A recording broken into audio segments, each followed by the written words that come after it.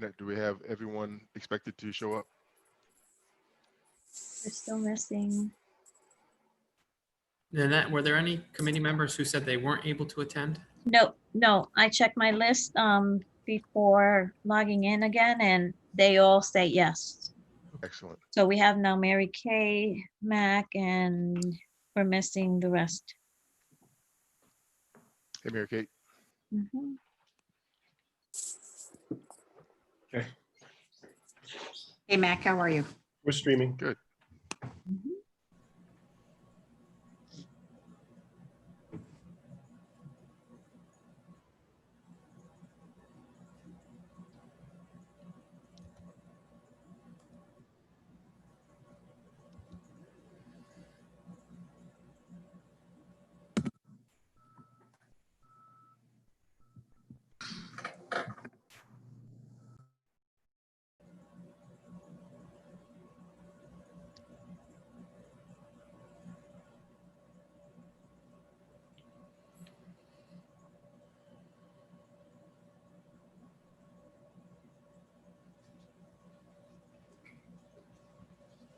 There's Betty. Hi, Betty.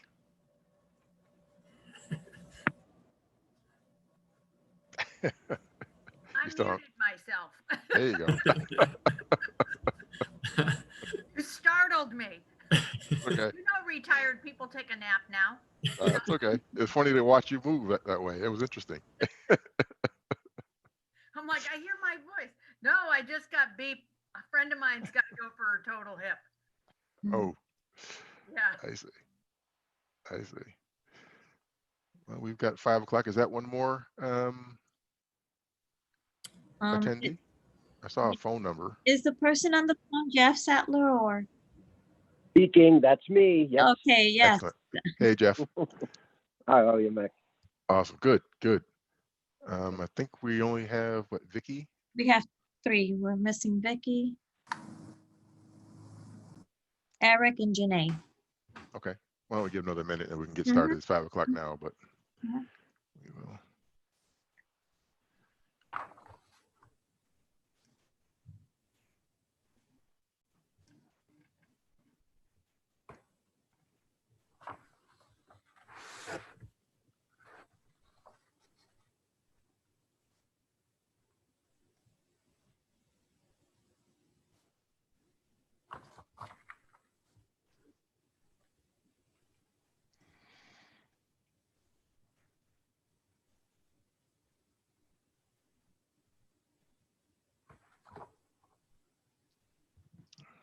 I got that Jeopardy song in my head right now.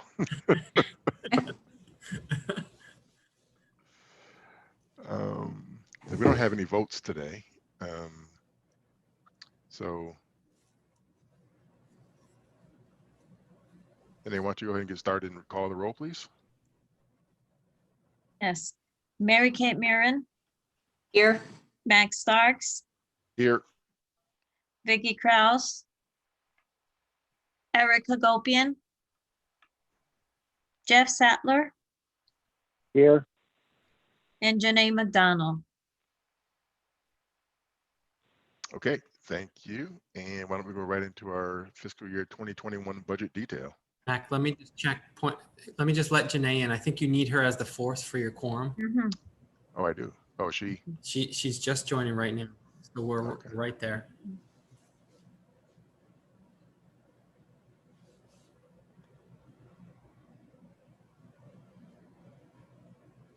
Hey, Janae. Hello. Hi, Janae. I just did the roll call, so Janae, you're here. Thank you. Janae is here. Thank She you. is present. Excellent. Great. With that, John. Sure. Okay. Thank you. Good evening, everybody.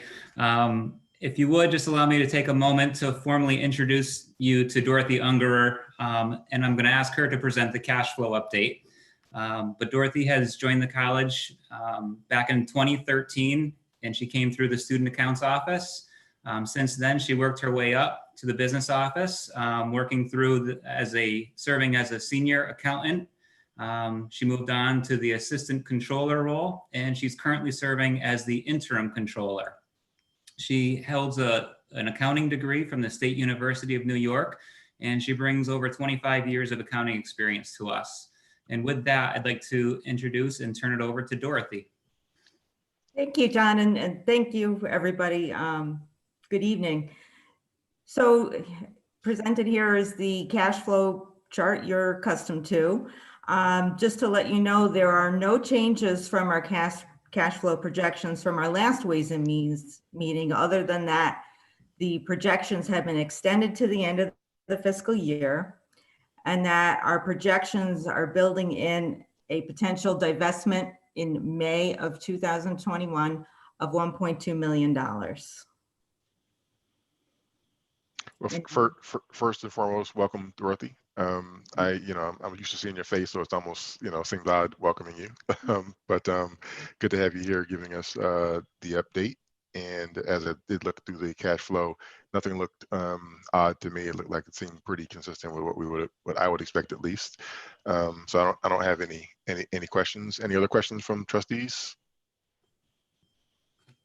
At this time.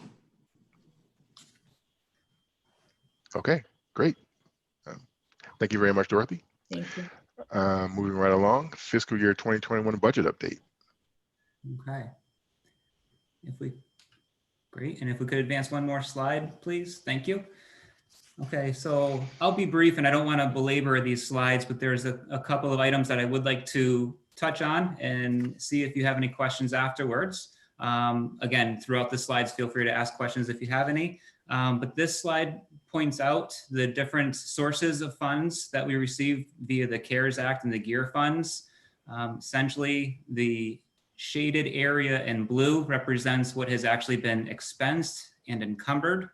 And then the orange represents what's still available or unencumbered. And the CARES Act originates from the Coronavirus Aid, Relief, and Economic Security Act. And the GEAR funds come to us via the Governor's Emergency Education Relief. And I'm going to leave it there and see if there's any questions. Yeah, question for me, the Governor's Emergency Education Relief funds, the 500,000. So is that earmarked to be spent on something specific, or what was the Sure. the first time I'm hearing that one?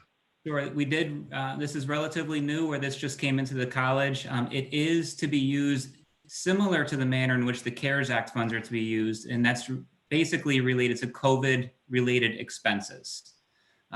So things like PPE, testing, course conversion costs if necessary, those types of expenses. Got it. Okay. Yeah. And those funds came in within the last month or so? So we've just been made aware of them. We've just signed what's called the ISA, the Inter-Service Agreement with the state. So we technically have not received the funding yet, but we have been notified about the award. Got it. So we're expecting the funds to reach the college within the next couple of weeks. I see. And that's just once, Jonathan, just a one-time for the school year? Yep, it is one time. The funds do need to be spent by the end of December. So it's actually going to be receiving a priority from the college to spend these funds down quickly or first, because the CARES Act funds will allow us to take these funds into next calendar year, this fiscal year, but next calendar year. Any other questions on this slide for Jonathan? I have a question. Is it possible, whether it's at the next meeting or through email, to share some of the language for the use of the emergency education relief? I'm just curious what that language is like in comparison to some of the other CARES Act funding where the board, was questioning how it can be used. And I just like to see, what the language is around that. Certainly, yeah, we'd be glad to share that. Any other questions, comments?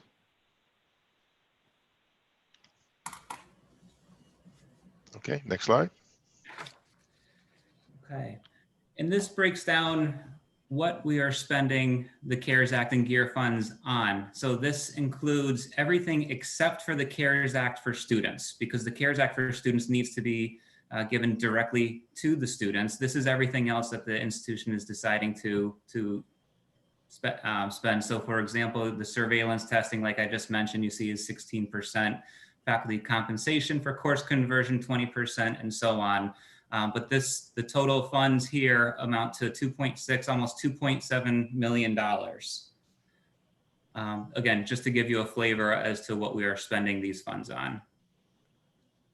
And this does show you that there's approximately $540,000 that, again, similar to last slide, that has not been allocated as of yet for expenses that we're sure we will see as we go through the fall semester and into the spring. But are there any questions on this slide? So this is the entire school year, Jonathan, not like the governor's funds that has to be used or lose, right, before December? Is that correct?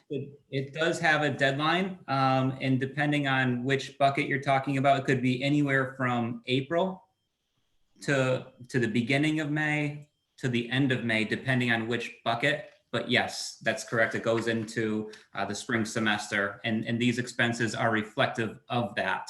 So we're anticipating, you know, testing needs and course conversion costs, things of that nature. Great, thank you. And Jonathan, what exactly is surveillance testing? I mean, I would think that cleaning and sanitizing would be more than 5%, but I'm just curious, what at 16%, what exactly is surveillance testing? Sure. So that's where the college is contracted with AMR to come on campus, and they're conducting up to 175 tests per week, and it's allocated to faculty, staff, and students. So it's surveillance in the sense of we're not mandating testing for everybody. And again, it's up to 175. So students, faculty, and staff that are interested in being tested can come on campus. This is fully paid through the CARES Act and through these GEAR funds. We're looking at an $85 per test. It is the PCR test, so that is the more reliable test from what I understand. But that speaks to what the surveillance testing is. Got it. Okay, thanks for that. Just one clarification, Jonathan, that's a little bit more with contact tracing in addition to, right? So you can, you know, Right. where people have been, right? Yes. It's a little bit, probably a little bit of both, Mac. Just using a term that's not as readily known in higher ed. Yep. Got it. And then my last question, faculty compensation for course conversion? Sure. So the course conversion is converting the cost from an in-person face-to-face course to an online course. So those are that's the compensation that's paid to the faculty to convert those courses to an online version as opposed to face-to-face. Now, what types of costs are incurred in that conversion? It is, I believe it's $500 per credit. So for each credit that the course contains, so again, most of our courses are 3 credits, you're looking at $500 per credit, so $1,500 to convert a 3-credit class. So it's to get them onto the online module because they're delivering the course in a different method. Yep, understood. Okay, gotcha. Just, you know, this is probably not the place to do that. Is that dictated, Dr. Cook, in the CBA? I was just going to say, this is a collectively bargained consideration, where if the change in modality, if you will, from face-to-face to online, we are obligated to compensate them, just as Jonathan said, at a per credit cost. And obviously, there is quite an expense. We have, over the course of summer and this fall, the conversion has been about $500,000. So what you see in here is actually continuation of what that is likely to cost us to convert spring semester. Okay. Thank you for that. Okay. Move to the next slide, please. So this line chart shows you three key aspects of the budget, with the blue line showing you the appropriation over the last 5 years or so. And the gray line represents the full-time salaries. Orange represents tuition and student fees. But really just wanted to focus on the blue and the gray line. And you'll see that we've always had the full-time salaries fall below the state appropriation. And based on, our speculative forecast, if you will, where we're looking at using the FY20 GAA figures, as we've mentioned previously, and a potential 10% 9C reduction, you can see how those two lines intersect with one another, which means that we have just enough state appropriation to cover the full-time salaries. That comes in at about $24.3 million. And again, that's important because if full-time salaries exceeds the appropriation, then we have to pay the fringe benefit expense, which is something that the college has never done previously. So the appropriation plus the tuition and fee revenue, those two numbers combined would then be offset some by the full-time salaries and all the other expenses to get down to our net margin. Right. So you could theoretically have another line here. I don't know what the color combination of blue and orange is, but it's not a purple or something. I don't know. But if you added that line to the very top, right, that would be something like 45 million of combined revenue. Correct. That's right. Yep. Okay. That's Got right. it. Got it. Exactly. Are there any other questions on this slide? Nope, none for me. If we could move, thank you. So again, I don't want to walk you through each bullet unless there are any questions. But a couple of key factors I'd like to point out is that the student fee revenue is trending in the fall semester is trending in at 17% lower than last year, whereas you may recall that we budgeted down 10% for fall, and we are modifying the spring projection to reflect a 15% decline in enrollment. And originally we had budgeted a 6% decline. So those are two key factors worth pointing out. They net out to $1.9 million in lost revenues.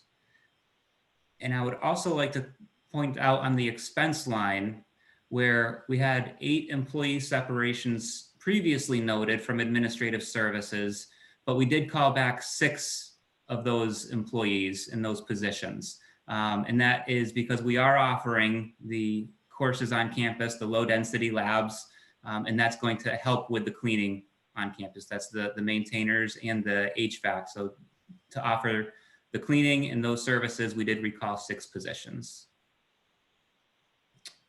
Are there any other questions? Yes. And what does the 78,000 represent? What does that dollar amount represent? That's the actual net savings. So you may recall from a previous meeting that we were recognizing more savings when we first decided to have those 8 separations. But since we called them back, we had to reduce those savings to $78,000. So we weren't going to be recognizing savings over the course of the full year. We just recognized savings over the course of a couple of months. Got it. Okay. Are there any other questions here? Nope, none for me. Okay. Hey, Jonathan, really quickly, have you heard anything about the governor doing anything about PFML? I had heard some talk about potentially, right, pushing the start. I know it started in October this year of taking monies, right, to cover employees. I wasn't sure if you had heard anything from the governor. I mean, we're tracking that too from an employer perspective. Sure, we haven't received any new updates, just other than the fact that we may be responsible for paying for the other half that, the employee previously was responsible for, but we haven't received any new updates. Okay, great. Just thought I would ask. I'll keep you updated too if I hear anything. Fantastic.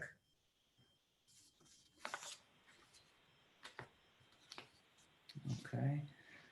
And again, not to take you line by line here, but we are making some assumptions of approximately $1 million in savings from operations. And again, that's associated with being remote for the fall and the spring semesters. But again, I'm not sure if there's any questions on this slide.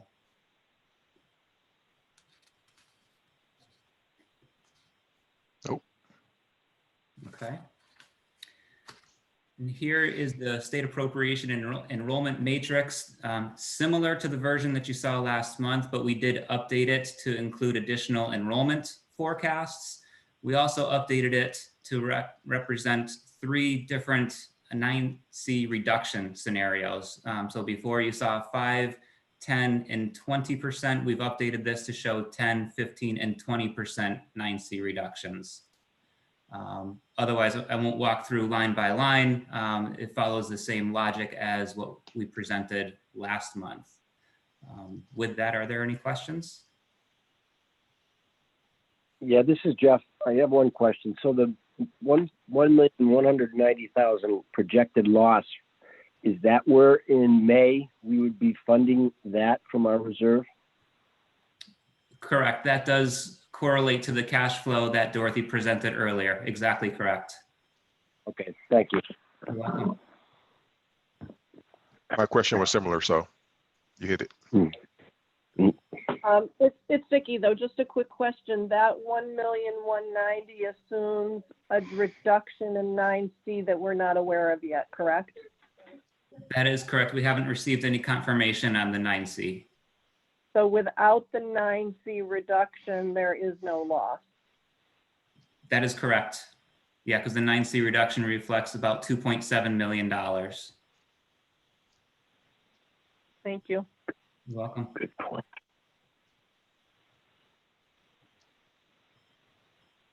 Are there any other questions? None for me. No. Okay. And I apologize that this is hard to read. This is the program margins information. It's nothing that you haven't seen before, but it is all consolidated in one place, which is why it's hard to see. But it does just, again, bring all the information together. I'm not sure if you have any questions on this. Just so when I saw this as part of my prep, I was just curious what the purpose was. It sounds like you're saying it was just to get everything on one page, but other than that, it's like, is there a conclusion we need to draw from this that we, or because to me, there's no conclusion other than this is more detail on what makes up the loss per program. Right, Matt. Jonathan, it looks like you added consideration or notes of how the programs might be interconnected. I'm looking at that last column. That's correct? Yeah, yes, just a couple of key notes or considerations that were that are presented. A couple of quick comments.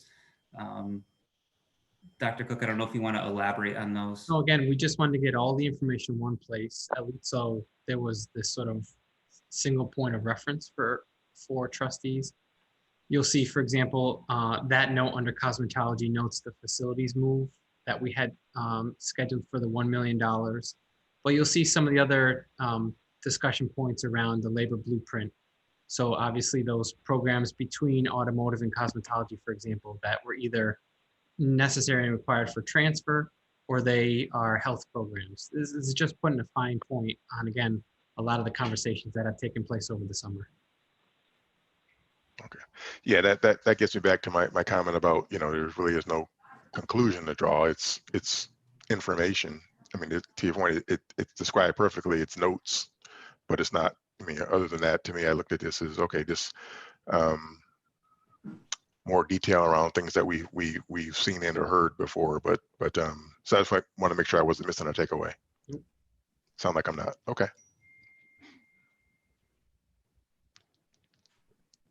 Any questions? Nope.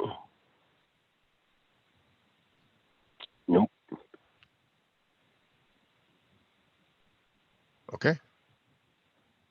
Thank you, Jonathan. Okay. Revenue and spending report. Okay. And for the revenue and spending report, I won't walk you through again each line. Some of this mirrors some of the information that we just touched upon. Again, this forecast does bring you down to that $1.2 million deficit with the assumptions that we discussed earlier. We are 2 months into the fiscal year, so very early in the fiscal year. But I'll really leave it at that to see if there was any questions from this. No, I can see it. Can anyone tell me, like, what is do you have any type of ETA of the 9C funding and reductions? Where are we with the Commonwealth and all of that and the commissioner and where are we just from a timing perspective potentially? Yeah, let me jump in if you don't mind. Presidents were on a call weekly still with one another. All 15 community college presidents get together. We speak regularly with the Executive Office of Education, that would be Secretary Pfizer's office. And we also meet and hear from the commissioner, right, Carlos Santiago. There is no information, there is no news to share on that, which is incredibly disappointing for all of us who are trying to make sense and plan. What we know is the legislature is expected to be back in session right in October, and that there's a budget through October. But it's all speculative because in some ways what we are hearing, granted anecdotally, is that everyone's waiting on the feds. Everyone is hoping that there is somehow federal stimulus, federal bailout, whatever you want to call it, that the states can then pass along. But there is truly an absence of guidance or perspective from leadership, from the Board of Higher Ed, the Department of Higher Ed, because in some ways they're at the mercy of that political process.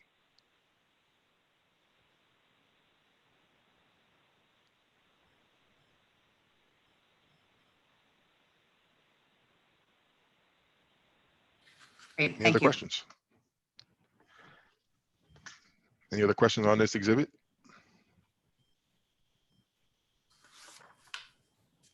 Okay, great. Thank you, Jonathan. You're welcome. Fiscal year 2020 audit update. Okay. And this is just to provide you with a brief audit update. O'Connor and Drew are the college's auditors, as you may recall from prior years.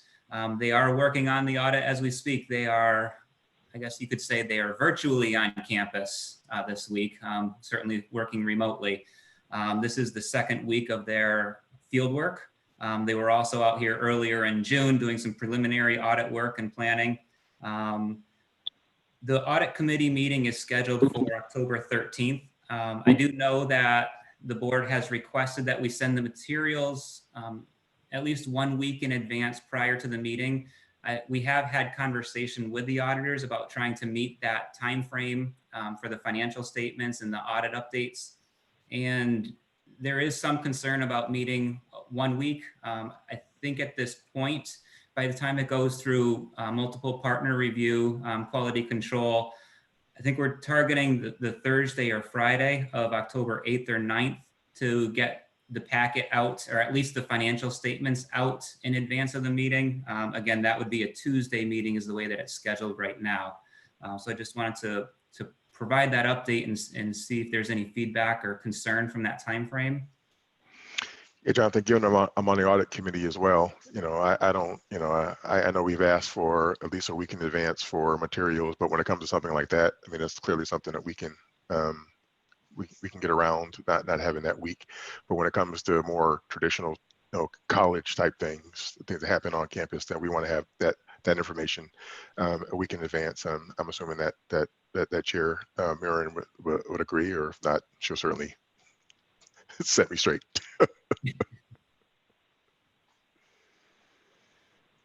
Good. I mean, we're happy to oblige accordingly, Mac. Okay, great. Thank you. And so interesting, given our environment, not on the premises, any potential issues with them doing an effective audit, not being able to be on campus, or will there be some on campus work, or how's that going to play out? Yeah, they have a real robust remote system, secured file share system as well. So they're getting the same information that they would get if they were on campus. So we don't have concerns about, are they going through the material in the same manner? Are they receiving the access? They're getting everything. They're spending the same amount of time on the audit. So there's no concerns about the quality or the services that they are offering. Got it. Okay. Great. Well, we look forward to that. And it was a trying time for all of us, but yeah, we'll see how that comes through. But yeah, no issues with the timing of the material before the meeting. Fantastic. We appreciate it. Awesome. Okay. Great. Is that it, Jonathan? That's all I have. Yes. Okay. Awesome. Great. Thanks. Dr. Cook, President's perspective. Thanks, everybody. I'll be brief. A few things. First, I want to thank Jonathan.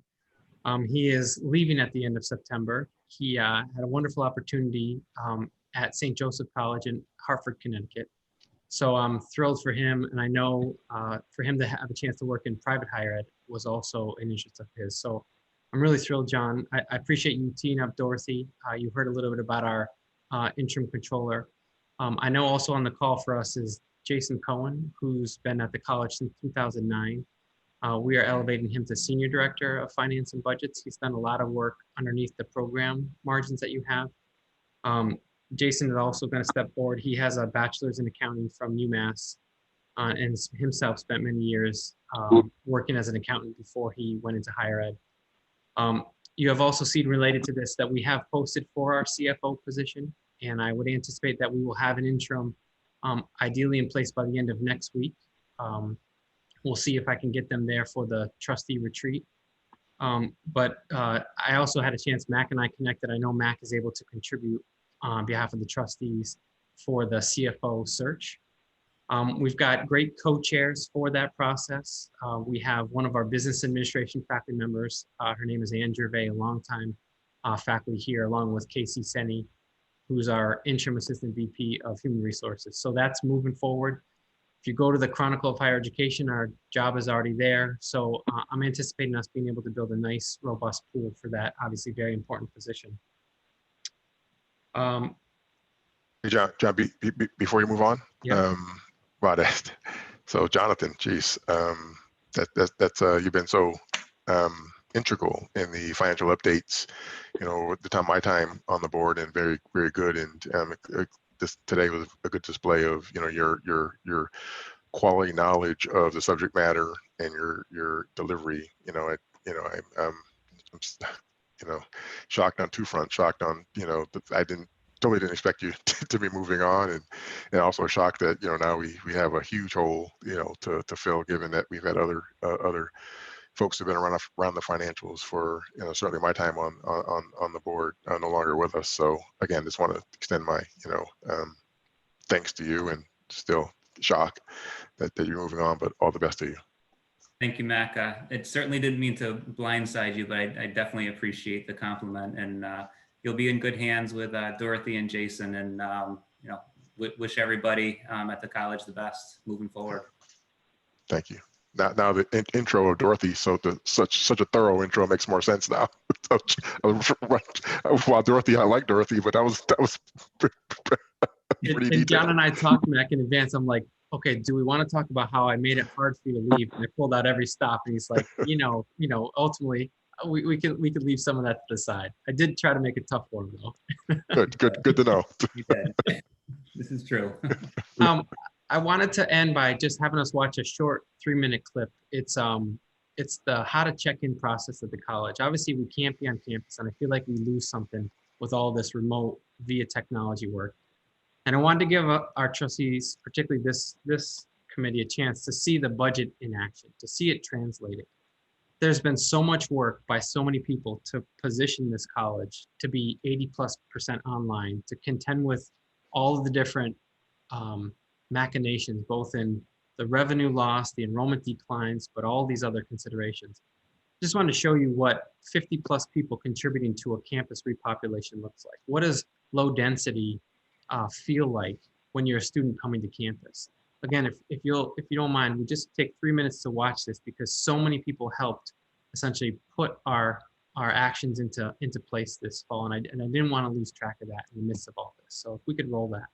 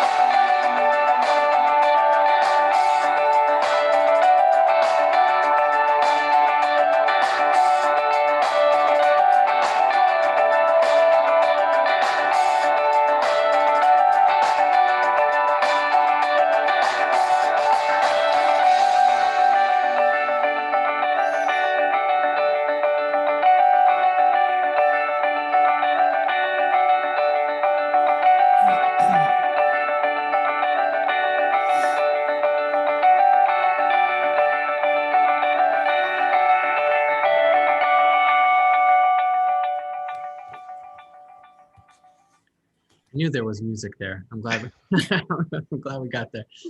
We actually have 4 check-in stations. So some of the employees are using the bottom of building 16, particularly our facilities and maintainers.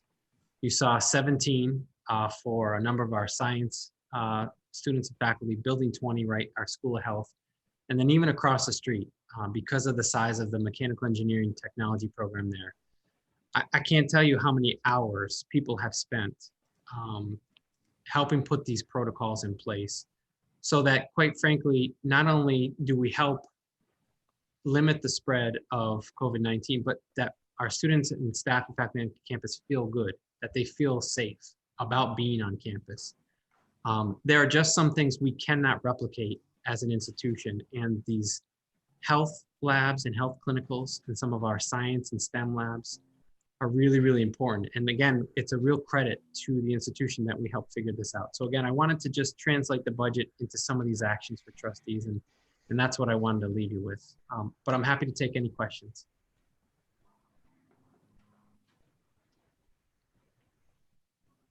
Thanks for sharing that, John. It's good to see all that we have going on, and while they're taking your temperature and all the sanitation stations.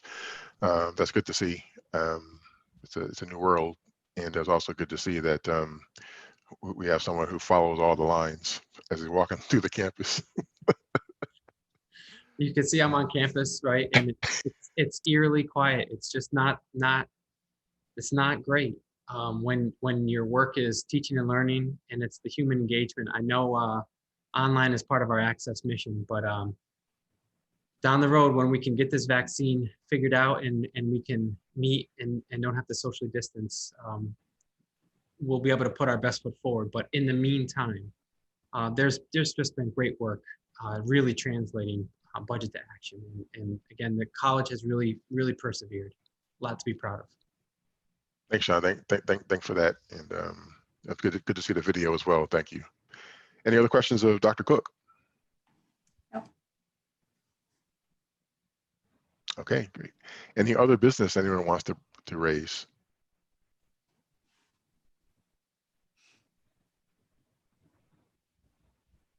Okay, hearing nothing. The date of our next meeting is October 13th. And I'd like to take the roll to adjourn the meeting. Yes. Mary Kate Murin, Yes. Max Starks, Yes. Vicky Kraus, Yes. Eric Hagopian, Jeff Sattler, Yes. and Janae McDonald. Yes. Thank you. Great. Thank you all. Meeting adjourned. Danae, thank you very much. Thank you all. Have a great night. Thanks, everybody. All right, thanks. Bye. Thank you.